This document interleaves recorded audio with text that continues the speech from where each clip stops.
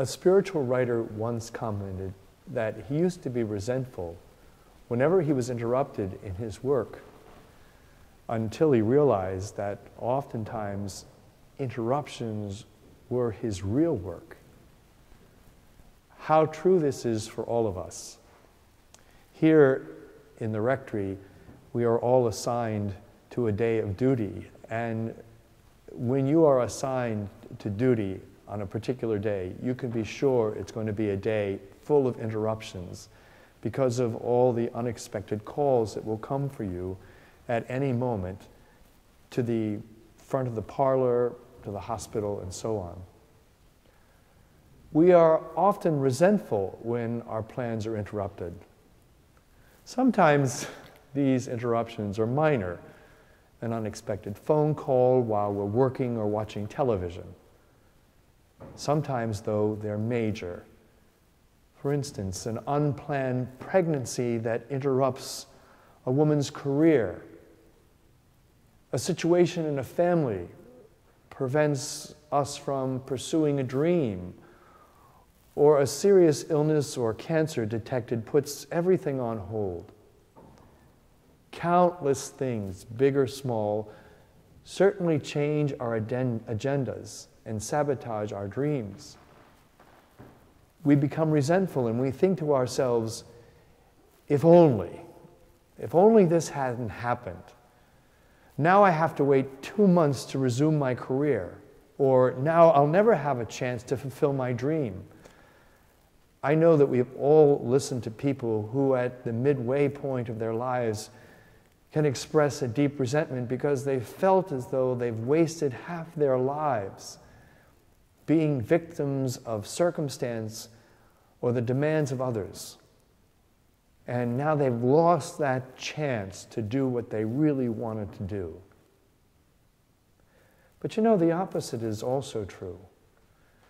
Sometimes instead of resentment, there's gratitude.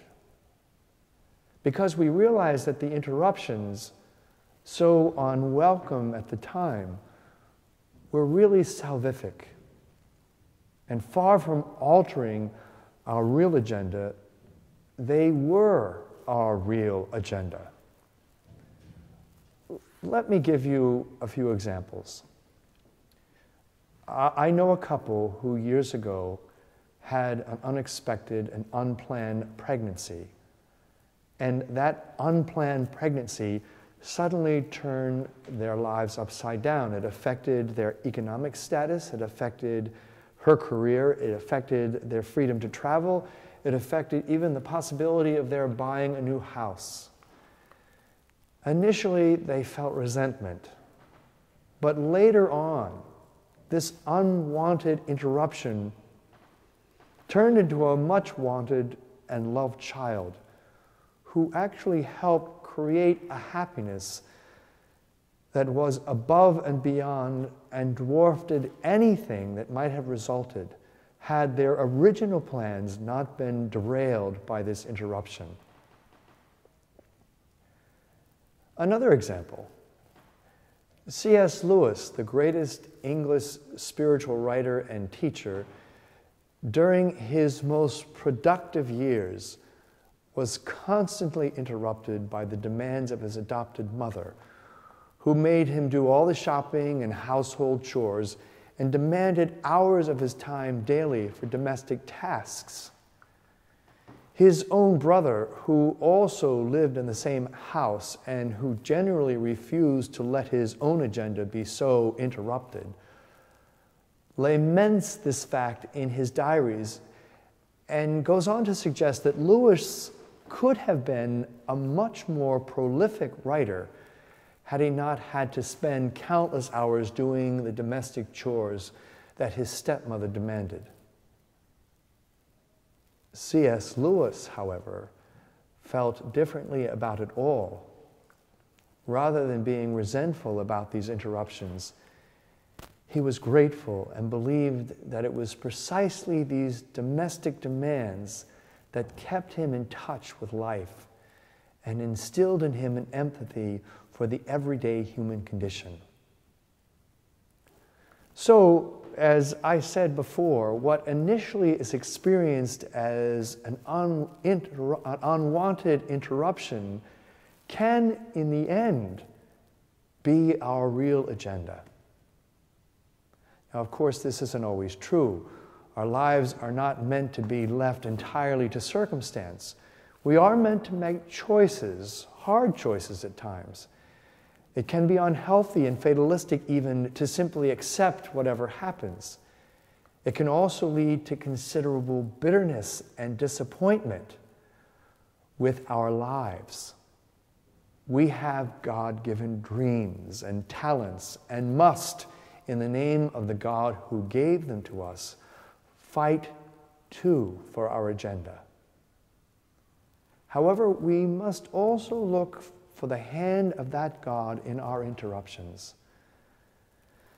These often appear as a conspiracy of accidents through which God guides and tutors us.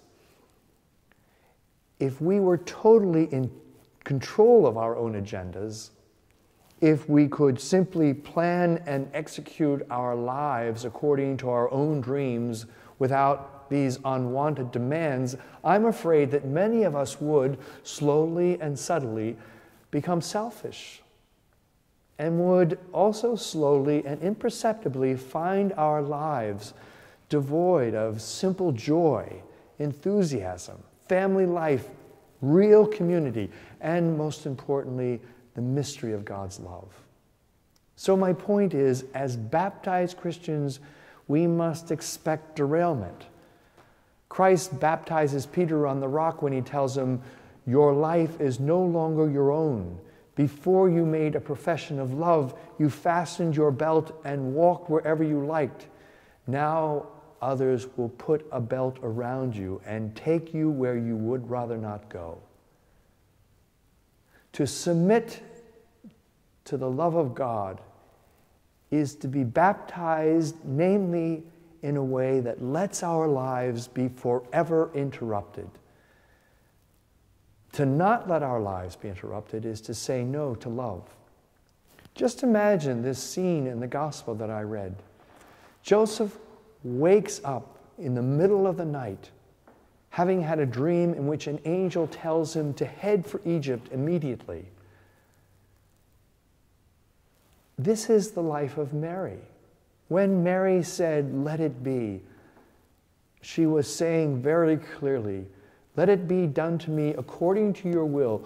Let it be. Let my life be interrupted." And very early on, in the infancy narratives, the story of Jesus that Luke provides for us, and Matthew as well, we see Mary constantly, her life being interrupted.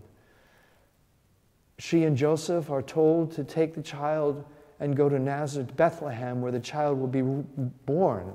Their plans are interrupted, and they go and end up having the child Jesus be born in a stable.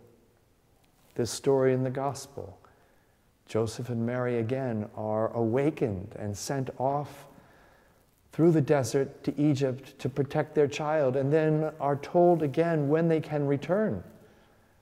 They're going back from the temple to their hometown and suddenly discover that their son is missing and have to interrupt their plans and turn around and go and find Jesus.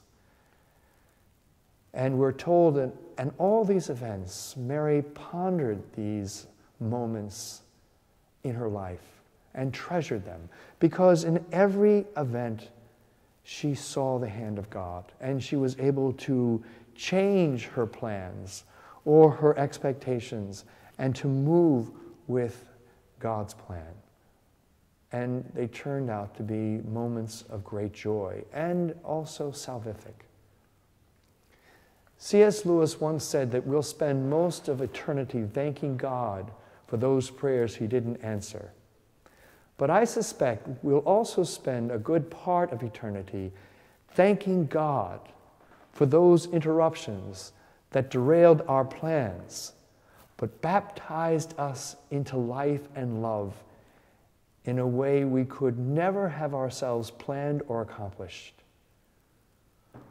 We do not live by accomplishments alone, and sometimes what is best for us can only be learned conscriptively. Mary, our Mother of Interruptions, pray for us.